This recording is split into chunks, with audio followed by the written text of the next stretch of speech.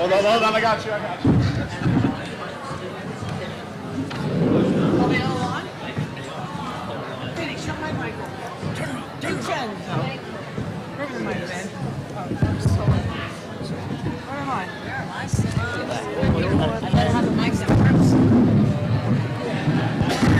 think you're here, Don.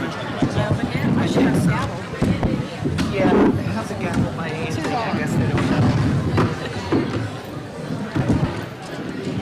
Oh, those are on and on, guys.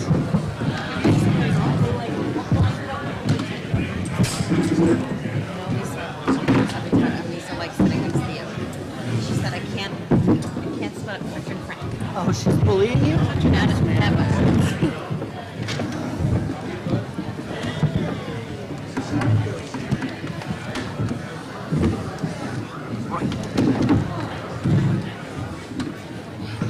Hi, John. We're all very much spread out.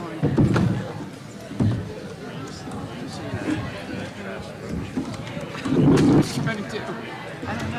Unplug it from the back.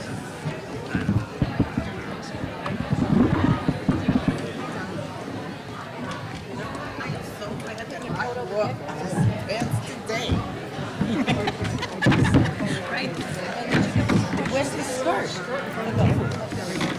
Where's the enhancements on that stuff? Yeah, okay, that would really be a poor choice.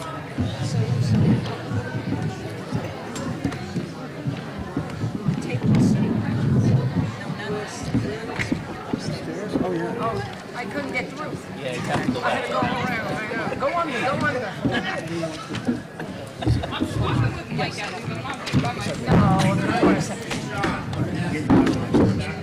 No man.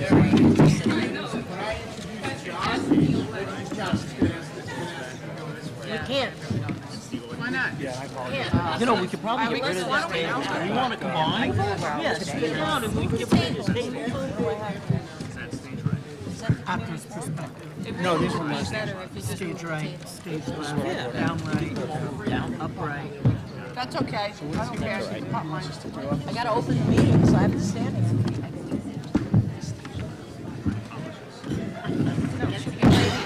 Right there next to me.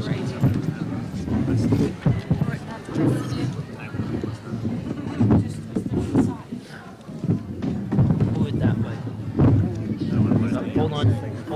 Hold on. Yeah, we are. We just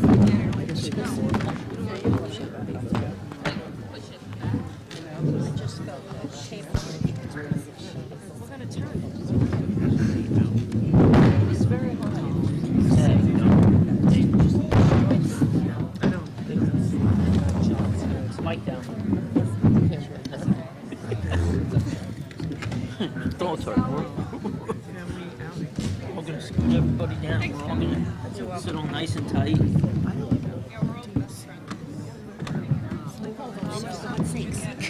No, right?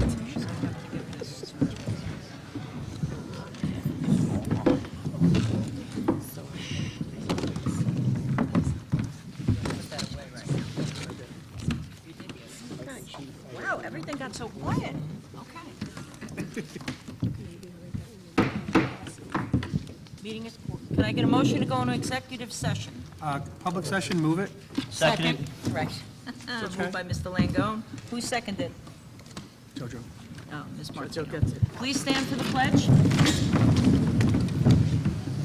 I pledge allegiance to the flag of the United States of America and to the republic for which it stands, one nation, under God, indivisible, with liberty and justice for all.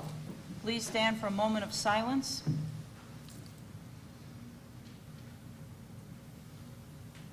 Thank you. Please be seated.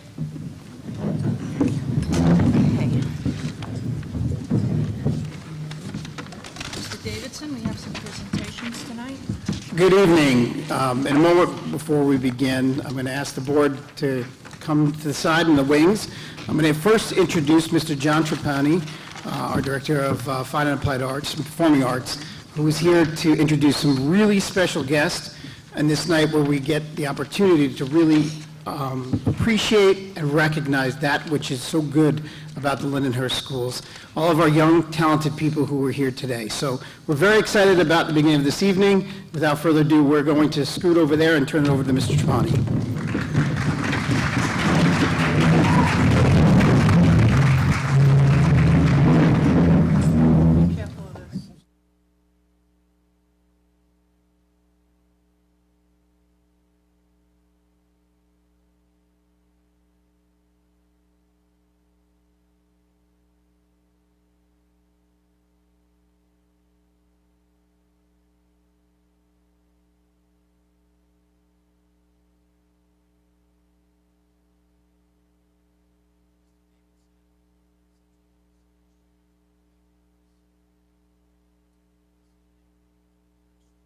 Proud this evening to make several awards for our students in the Department of Fine and Performing Arts. Obviously, we have quite a large group here to my right, which is our high school marching band. And we're going to introduce, we have three of our wonderful legislators, supervisors, councilmen who are here, and we also have a note from one who couldn't make it that I'll read for you in just 1 second. So first, it's my pleasure to introduce Supervisor, Town of Babylon, Rich Schaefer.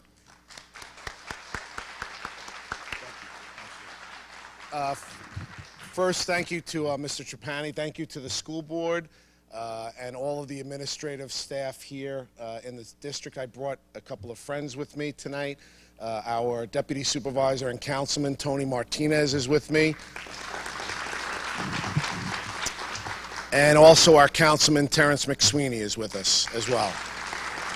So we bring greetings from the other board members, Dwayne Gregory, and a graduate of this high school, Anthony Mineta, as well as Jerry Compitello and Jen Montiglio. Congratulations to each and every one of our young people. I happened to walk in with the father of the drum major. Where is our drum major? Lauren Walker. Where is she? Oh, W's in the back. That's right. We're in alphabetical order.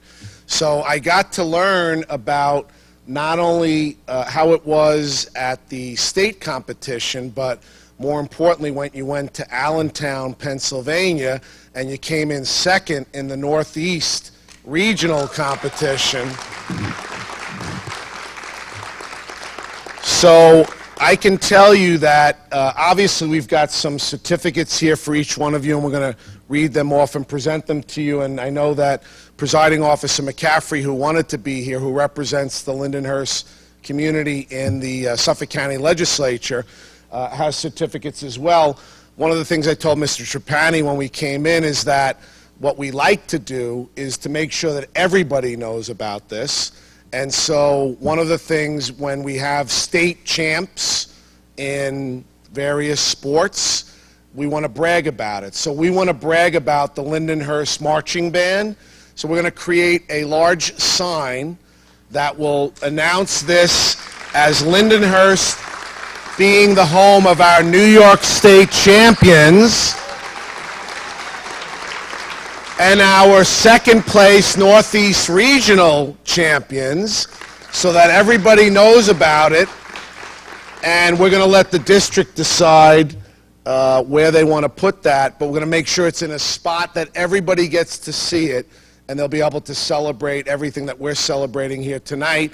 Special thank you to all the parents. I know band parents, volunteers really are the engine that drives the whole operation, so we thank all the parents and relatives who participated as well. And enjoy this moment for you, because this is something special that you'll always be able to talk about and probably be able to reference all the lessons that you learned. Not only the good times that you had, but most importantly, the lessons that you learned as a result of your participation. So congratulations on behalf of me, Tony, Terry, and the rest of the town board. Great job, Lindenhurst.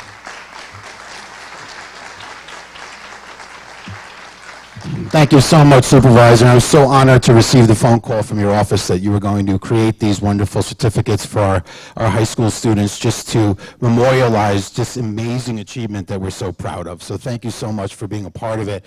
And our note from our presiding officer, legislator, 14th District, Kevin J. McCaffrey.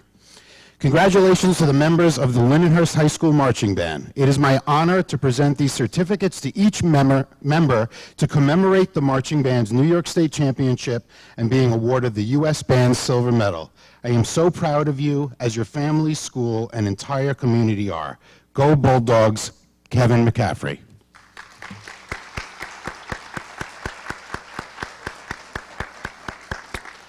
And so we're going to give these certificates. We have two certificates, one from the supervisor and one from Legislator McCaffrey to each student. And we're going to ask them to come forward and make their way to the risers, where we will then form for a picture at the end. If I could actually ask the marching band staff that's in attendance, if some of you could come forward to assist me giving out the certificates and then join us for the picture as well after, I would appreciate it.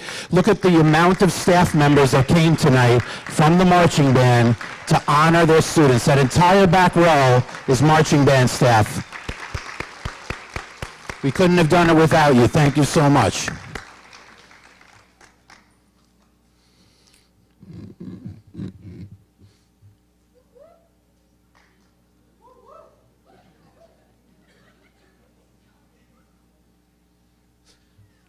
alphabetical order, so one from each, okay? Just those two piles.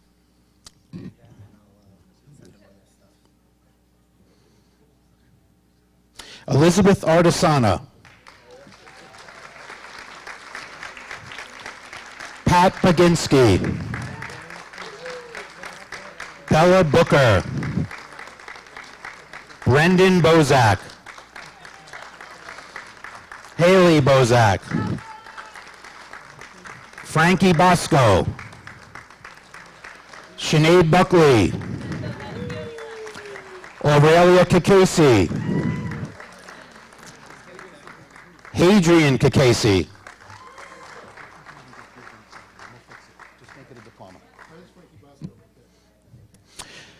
Shayna Carbajal. Stephen Castiglione. Kayla Crisdell. Jamie Queller. Tabitha DeRigi. Gabby Diaz. Julia Dorr. Paula Duenas. Melanie Erdman. Emma Fulner.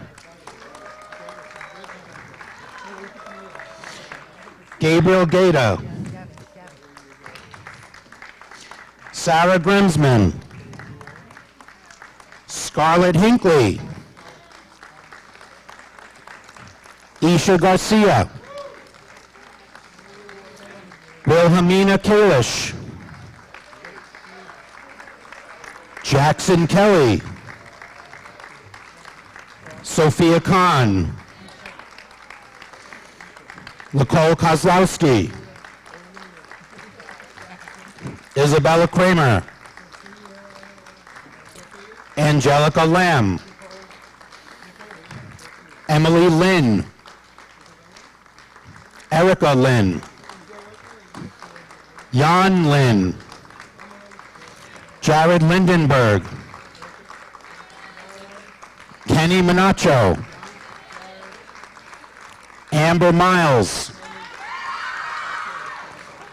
Marissa Mingles. Marjorie Montero Rincon. Jessica Orzalowski. Julia Polander. AJ Rambaran. Alexander Ramirez. Adriana Ramnarine. Miranda Romero Gomez. Liz Ryan. Saeed Samuelson. Jacqueline Santos. Ninette Santos. Yaroslav Serbin. Julia Sessa. Emily Slade. Isabella Swiston. Dominique Tetlak. Isabel Vitak. Matthew Wagner. Caitlin Walker. Lauren Walker. Awi Win Wang. Alex Wool. Ben Wool. Alex Borgel.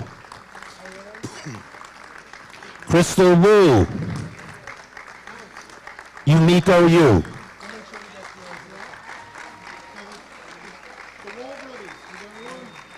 There is our 2022-2023 champion Lindenhurst High School Marching Band.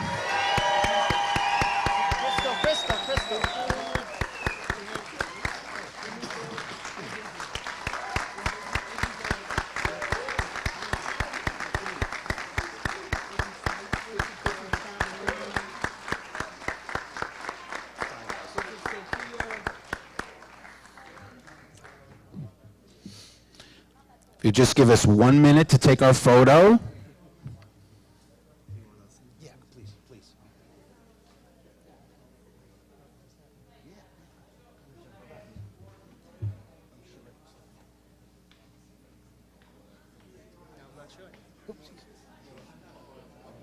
We got a photo, but you have two heads. No, just stand here. Fine. Let me see.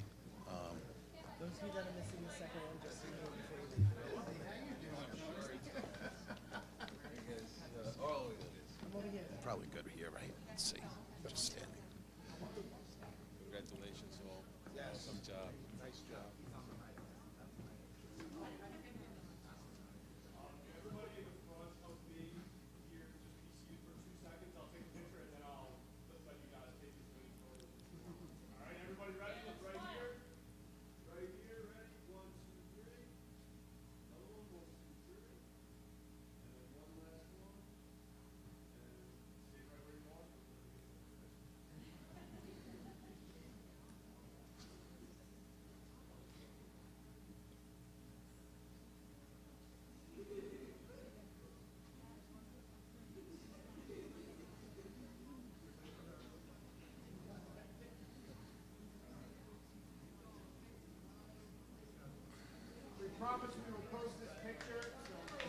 All right. Fantastic.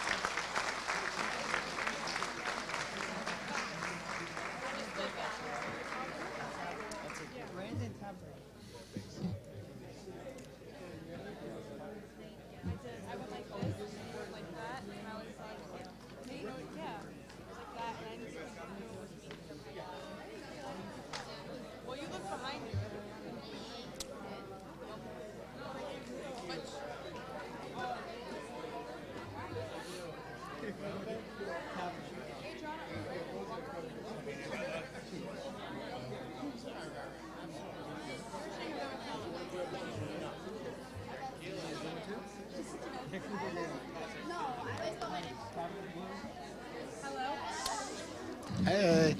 Before we get on with our next awards, I do have one more certificate, marching band members. Before you exit, the supervisor brought a special certificate of appreciation also for the director of the marching band, Mr. Kevin Pike.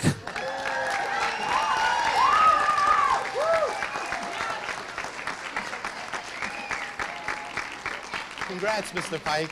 You did a fine job, sir.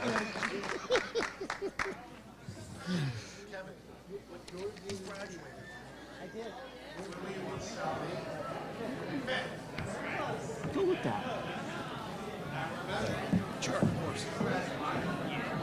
I also want to thank Mr. Trapani for all of his efforts and let you know that Aramark has snacks outside. If you go outside the auditorium to the left, there's dessert there for everyone. Thank you.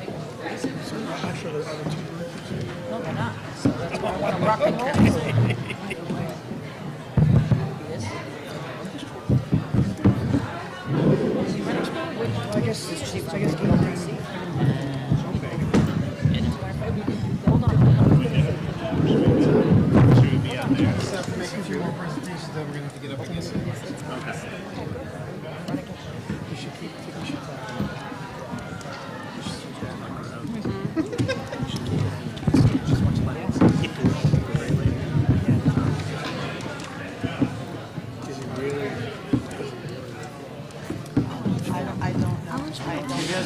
next award is a very special music award. It's an honor that is only awarded every 2 years. We are very lucky to have a student from Lindenhurst High School who was selected for this most amazing accomplishment. Aurelia Kikasi is a high school senior, an accomplished trombonist, and member of the high school symphonic band, jazz band, and marching band, was recently selected for the National Association for Music Education All-Eastern Honors Symphonic Band. This prestigious event includes the finest musicians from Connecticut, Delaware, Maine, Massachusetts, New Hampshire, New Jersey, New York, Pennsylvania, Rhode Island, Vermont, and Washington, D.C.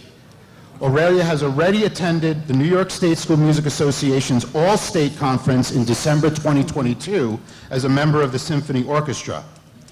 Aurelia will be attending Vassar College in the fall and will be majoring in biology and continuing music performance as part of the Vassar Wind Ensemble, Orchestra, and Jazz Band.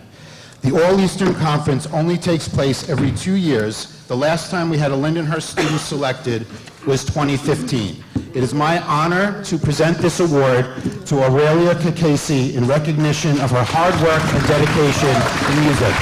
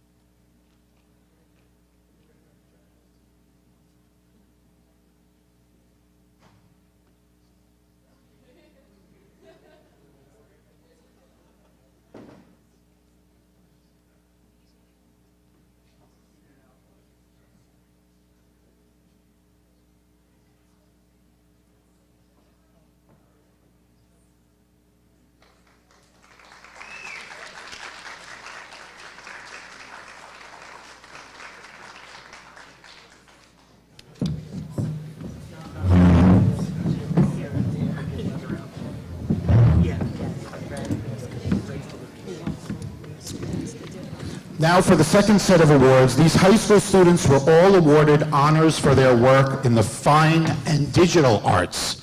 Excuse me. When I call your name, please come up and receive your certificate and remain up on the risers for a quick photo.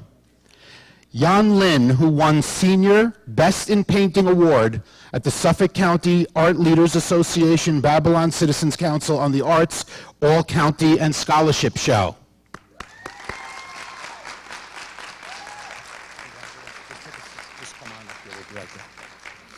I'm going to call all the art awards together. We'll do one photo. Olivia Rossi, senior, won Baca's Choice Award at the Suffolk County Art Leaders Association, Babylon Citizen Council on the Arts All-County and Scholarship Show.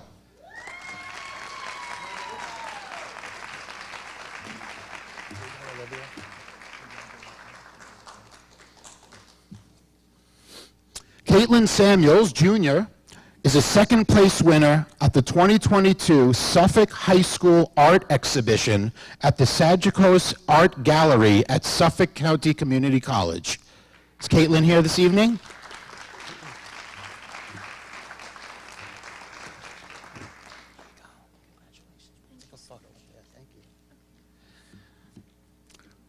Tabitha DeRiggi Dreyer is a senior who was chosen as a published artist for the School of Visual Arts National Open Call for their publication We the People 2022, as well as being a chosen artist to exhibit at the Long Island's Best exhibition at the Heckscher Museum in Huntington. Tabitha, come and receive your award.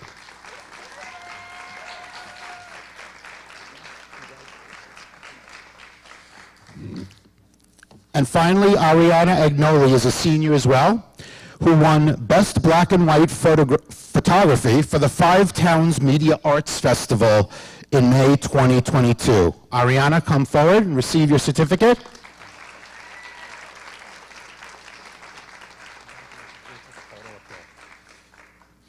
I'd also like to thank and call up any of our art teachers that we have in the audience who came to support our amazing students and their achievements. We couldn't have done this without you.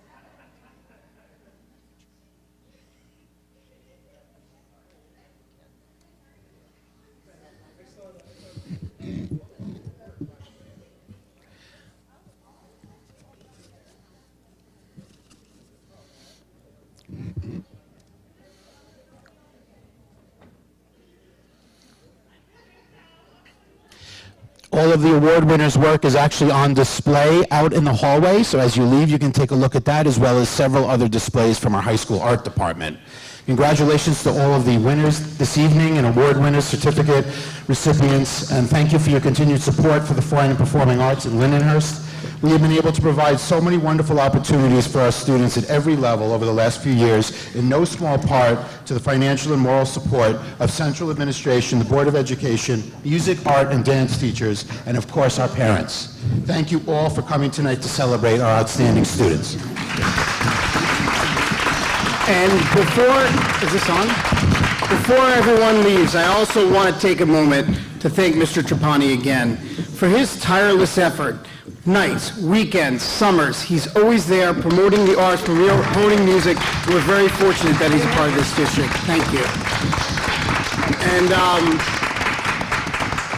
for the students that head home, have a good night. We know that you don't want to stick around and learn about foundation aid and tax cap formulas. I know how exhilarating that might be, but we understand if you depart. Thank you. Okay. You ready for the... We're on presentations. Right. So I'm going to ask, we're going to bring the screen down, so it's probably better that the board would sit in the front row. So we're getting your steps in tonight.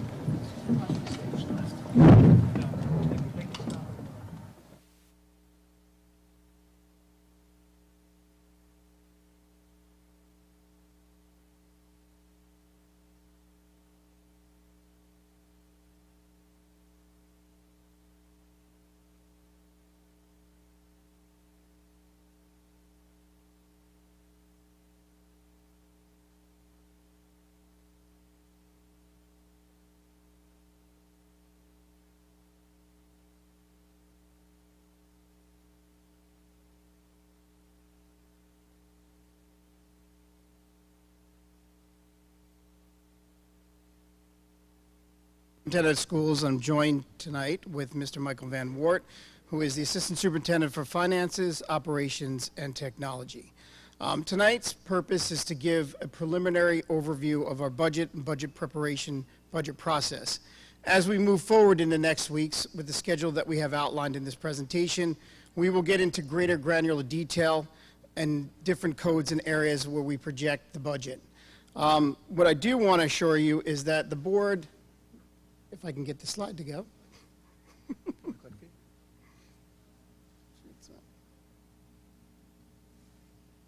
Are you able to move the next slide? I'm sorry, Maggie. Thank you. The board and the district assures you that we have a couple goals that we're committed to in developing the budget. For one, we're committed to maintain our existing programs. And I know that's often the question. We also want to provide for enhancements to meet emerging needs and improvements and increase opportunities for our students. And finally, we want to provide a safe and healthy environment for our students as well. Throughout this process, we are committed, the Board of Education and District Administration, to provide transparency and to remain both educationally sound and fiscally responsible.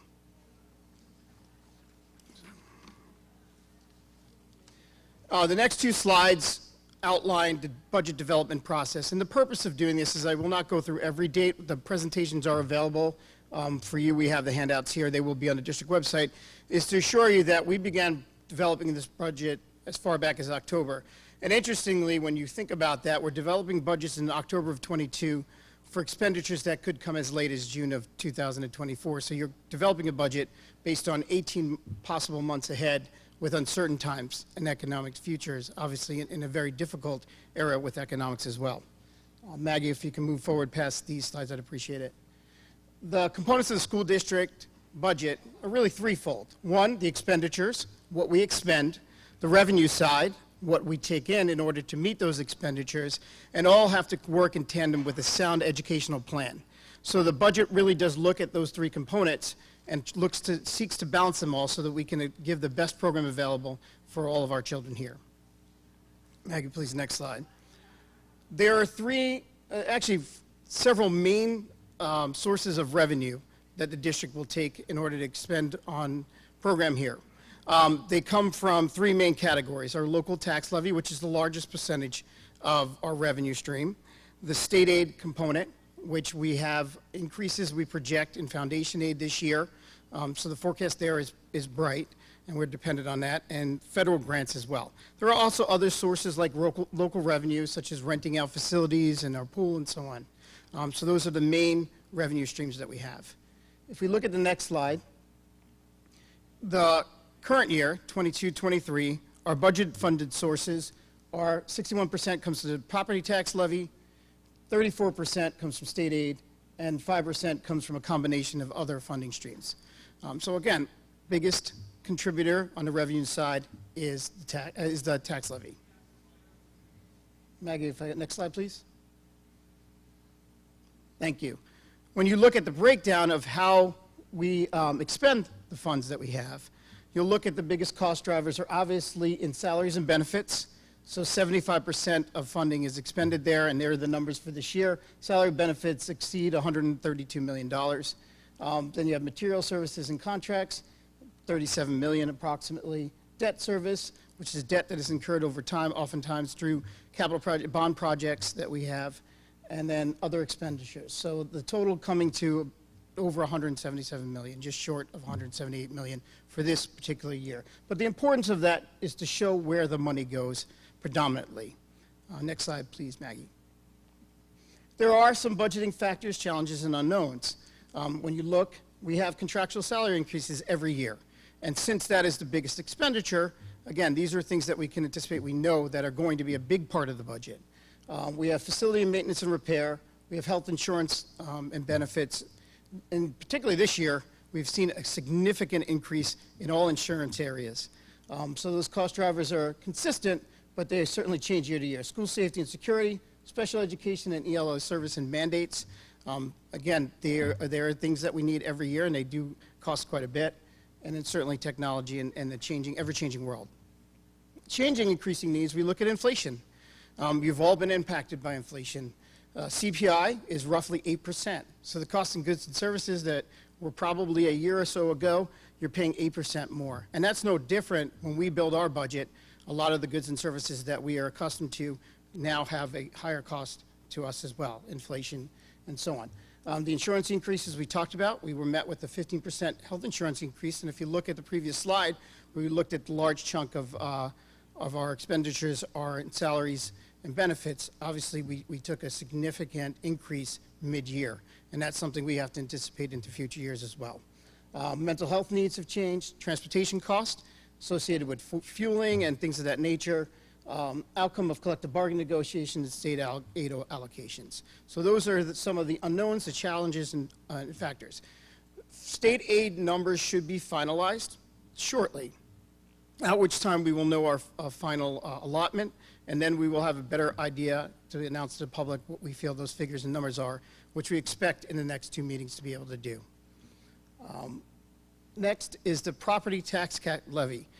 So if you'd like to do some calculus this evening, we can sit down and look at that.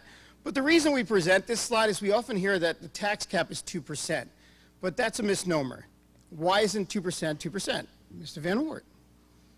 So the New York State Legislature, the statute says that the tax cap, the property tax levy can go up at the lesser of CPI or 2%. So it may seem like a distant memory to most of us now at this point, but a couple of years ago we were actually in a inflationary environment where the CPI was below 2%. So that actually inhibited the ability of school districts to increase the property tax levy greater than 2%.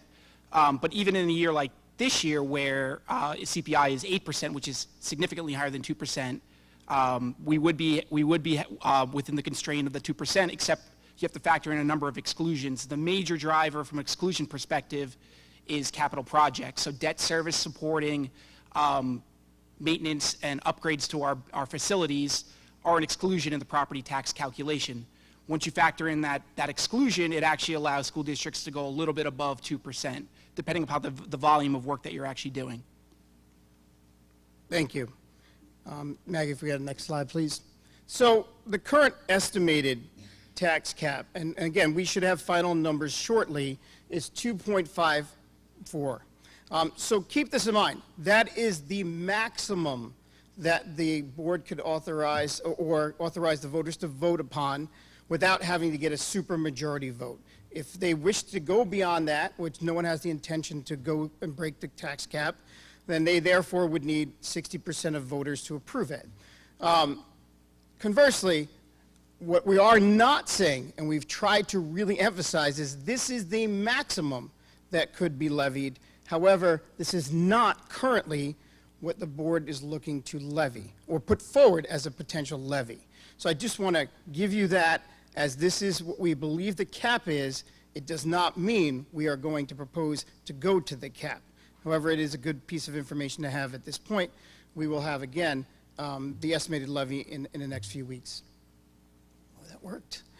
There are a few things that in our presentations we will speak about, and we want to be very honest with the community. We would love to say that these are things that we are funding through the budget. However, we have found funding streams that will support program and growth here and physical plant that have no impact on taxpayers. Zero impact whatsoever. So fortunately, we expect state aid to significantly increase and allow us to provide for pre-K. And at current numbers, again, at the current numbers, we believe that anyone who's entered into pre-K lottery will be accepted into pre-K. So we're looking at the ability to service everybody who is registered at this point and possibly more. Again, those numbers haven't been finalized yet, but that is an enhancement that is part of the budget because it is grant funded to us, but nevertheless, it doesn't have an impact on taxpayers, so we'd like to take credit for it, but we can't. But nevertheless, that's something that will be discussed in the cycle. As well, controlled access vestibules, often called man traps. The district, in the elementary, we want to be able to put these control access vestibules, which increase security. We have one here. Obviously, you walked through one this evening. It wasn't manned because we wanted the public in. But nevertheless, we are looking at putting, we have found a funding stream in Smart Schools Bond Act. We have funds available to us. We have to put proposals to the state, which we've already begun the process of doing that. We will have to have a public forum hearing. And allowing that will help us to earmark funding so that we can put control access vestibules at Allegheny Avenue, Albany Avenue, and Daniel Street Elementary School. Now, again, this has a state approval process. There are supply chain concerns, so that doesn't necessarily mean that all that work would be completed by next year. It could bleed into the future year, but the money would be earmarked and allocated throughout this process to ensure those three. Why not the other three elementaries? They're in our second phase of planning, and something we were looking to secure other funding streams for. And these are the three that require the minimal reconstruction compared to the other three. which again is going to take a lot more time to get. So that's why we're starting. We want to be able to have a plan, announce that to the community, but you also know that there is a funding stream available to us that we can access. And the final is district upgrade of surveillance cameras. Throughout the district, we know that we have spots that we wish to do. We want to upgrade outdoor cameras, indoor cameras, make them state-of-the-art, and that too would be a part of the Smart Schools Bond Act. So the funding stream is available. Should the board wish to go ahead, that's something we will discuss and be able to secure. So what are the next steps? The board is going to determine priorities and consider a tax levy increase to put forward to the voters. The district administrators continue to work to finalize budgetary projections and keep the Board of Education and Community updated as information becomes available.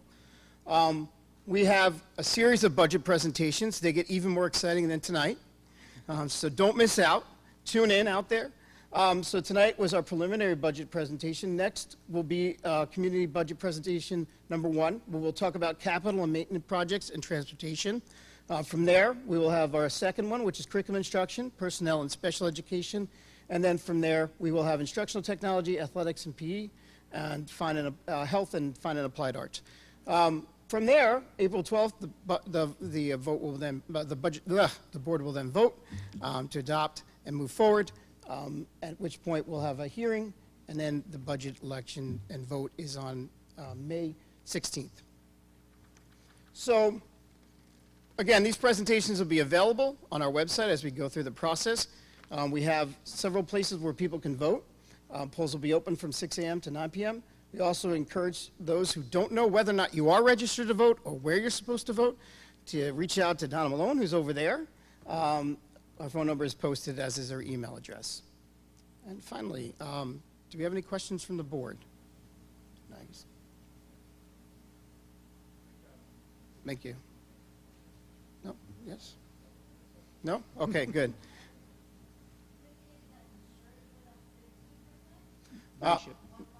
Health insurance, yeah, 15. Nice ship rates for family plans went up 15%. For individual plans, it was around 12.5%. And one of the interesting things, and not to belabor it, is health insurance. School districts run their budget from July 1 to June 30th. We don't really discover increase in rates until January 1st, is it?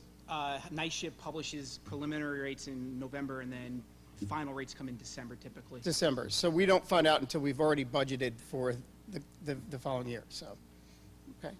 All right. Thank you very much. Maggie, thank you. We can raise the curtain now.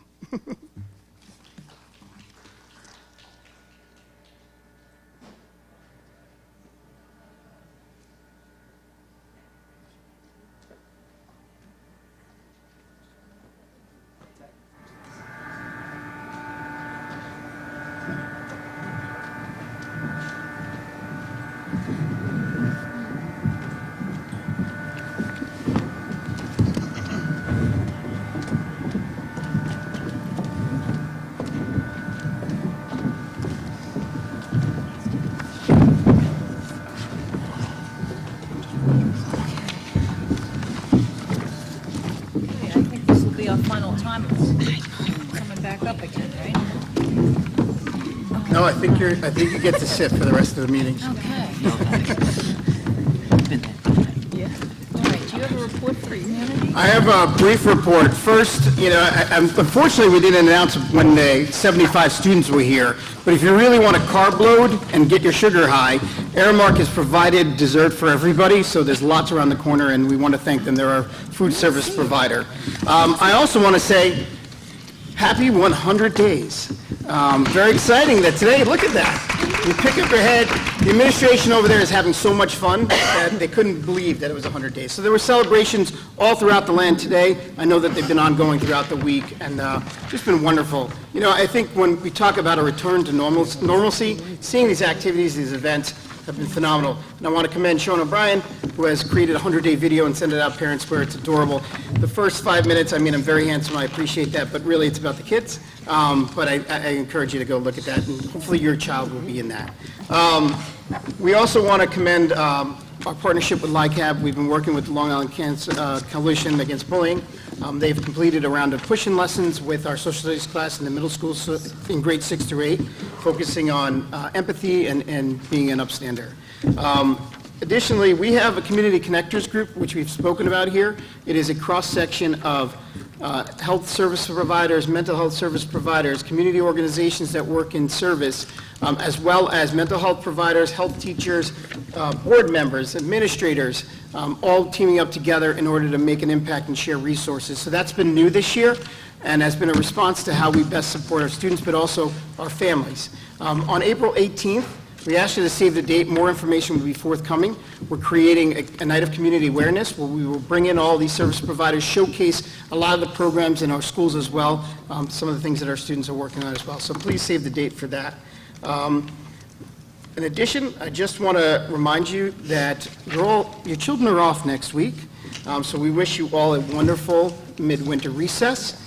And believe it or not, we've made it 100 days without a snow day, which says that I may have just jinxed it, but the forecast is looking like 50s the rest of the way right now, so thank you very much. Thank you. Madam President, I'd like to just go back and move the minutes for the February 1st meeting. Moved by Mr. Langone. Seconded. Seconded by Mr. Wren. On the question, seeing none, all those in favor? Aye. Opposed? Abstained? Motion carries 7-0-0. Okay. Do any of my colleagues have any questions on agenda items? Do not. Questions? Oh, can I say something? Mrs. Cunningham? My apologies. Number 7, trustees request 7.1 in regard to Western Suffolk BOCES members. Yes. There are 3 seats that will be open for the Western Suffolk BOCES board, and we've received information from 2 that have run in the past that will be rerunning, and that's Peter Wunsch and Jeanette Santos. We've not received the 3rd yet. So just want to let you know that there will be one more that will be coming forward. Okay?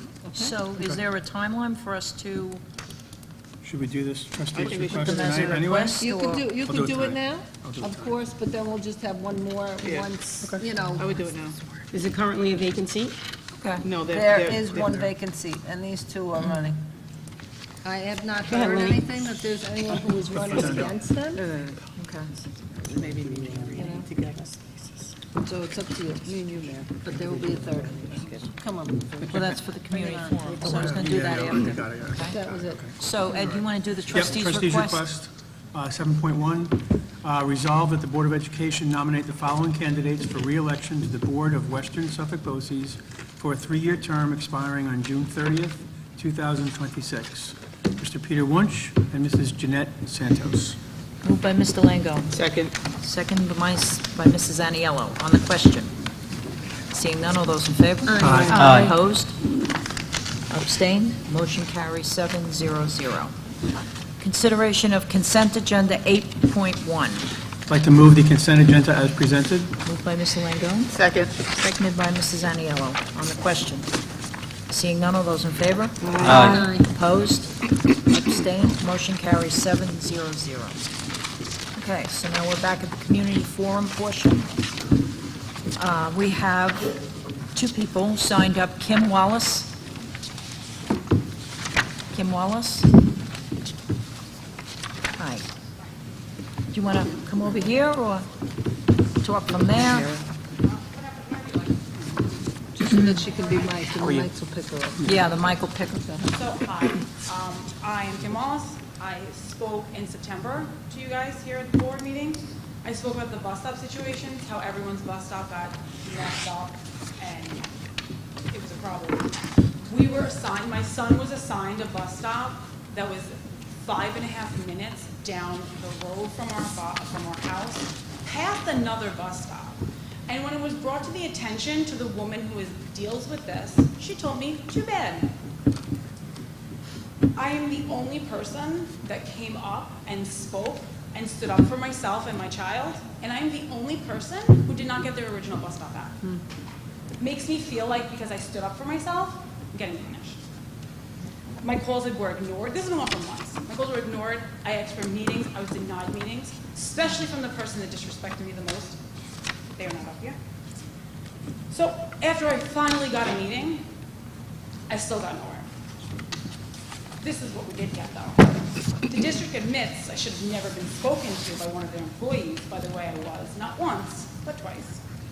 The district admits it was a mistake to get a bus stop past another bus stop. The district admits that my son, oh, I forgot something. My son, the bus stop was on the bus driver's route. So the original bus stop they took away from us, that was there for 35 years. 35 years I lived on the block, now I'm 5. 35 years this bus stop was there. It was given on the bus driver's route in the beginning of the year. But we were told that's too bad because it was a mistake. It was a mistake. We just have to deal with that. They took it back and they told us we had to walk 5.5 minutes down past the bus stop. So Michael Van Wart did give us a bus stop closer, the one that made more sense. But I'm still here, standing here today, because I don't feel this entire situation has been fair. And I still feel that if I'm the only person who can stand up and speak up for myself, why does not my son have his bus stop back? It feels something feels very off. There are a lot more here. I'm the only person who has a bus stop as far as we do in the entire area. The bus passes the stop. I'm not asking for anything that wasn't there already. I'm not asking for something that wasn't already given to us and then taken away. I'm not asking for a bus to go out of its way. A 30-second stop doesn't take any more. Oh, and the bus driver is more than willing to do so. Okay. So, Mrs. Wallace, what I can say is that bus stops do change year to year. From what I do understand is that there was a bus stop that was logically closer to your home. No. And then that, upon your request, with Mr. Van Wart, that your child was moved to the closer bus stop. Is that not accurate? not the one closest to my home. Not the original bus stop. Again, 35 years. I lived through my entire life. 35 years there was a bus stop that the bus route was given. The bus route was given this route. Okay? And so she was stopping at the original bus stop that she's been for 15 years. And then all of a sudden, everyone's bus stops were taken away, or I don't know what happened. And again, I am the only person that spoke, and I'm the only person brave enough to speak again. Do you know what people say, I cannot believe you're going up there again? I am asking you for this right to give my child back his bus stop. Ms. Wallace, what I can tell you is that I can meet with Mr. Van Wart and try to get more information, and then we will get back in touch with you. Okay, here's the other thing. I'm not even promised I'm going to have it next year. We'll review it over the summer. Right. What? Well, what I can tell you, Mrs. Wallace, in all earnestness, bus stops do change year to year based on where the students are and where they live. And that may have been constant for 15 years. It very well may have been, and I don't dispute that.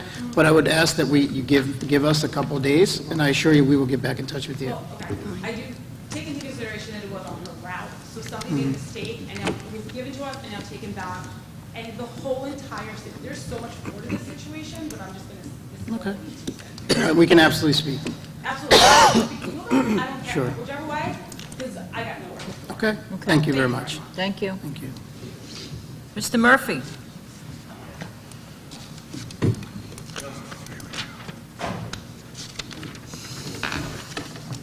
No mumbling. Is he mumbling? Edward Murphy, 108 First Avenue, Lindenhurst. Thank you. Couple things. First, I just wanted to commend the board, seeing the budget presentation tonight. Obviously, with expenses outpacing the property tax cap every year, I think you guys have been doing a great job. Looks like only 177, which was about 158, like 5 years ago. That's pretty good budgeting there, and I hear that the district's in very sound financial condition. Some other districts have been cited for not handling their finances as well. And the other thing is, when will petitions be available for the vacant board seat? Yeah. Donna, you want to answer that one? Okay, very good. I'll see you in the morning. Thank you. Thank you. Okay. Do we have any unfinished business? Any new business? No. Superintendent's reports. I don't think they want to hear from me again. Okay, treasurer's report for December 2022. Extra classroom activity funds. Second quarter? First quarter. first quarter, and 13.3 extracurricular, extra classroom activity fund, second quarter report. Dates to remember are listed. Can I get a motion to adjourn the meeting? Move it. Second. Oh, boy, everybody's. Get out of here. Moved by Ms. Langone, second by Mr. Quinn. Thank you. She there? She's still here?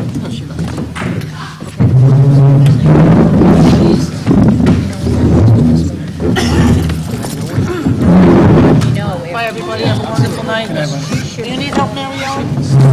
Ciao.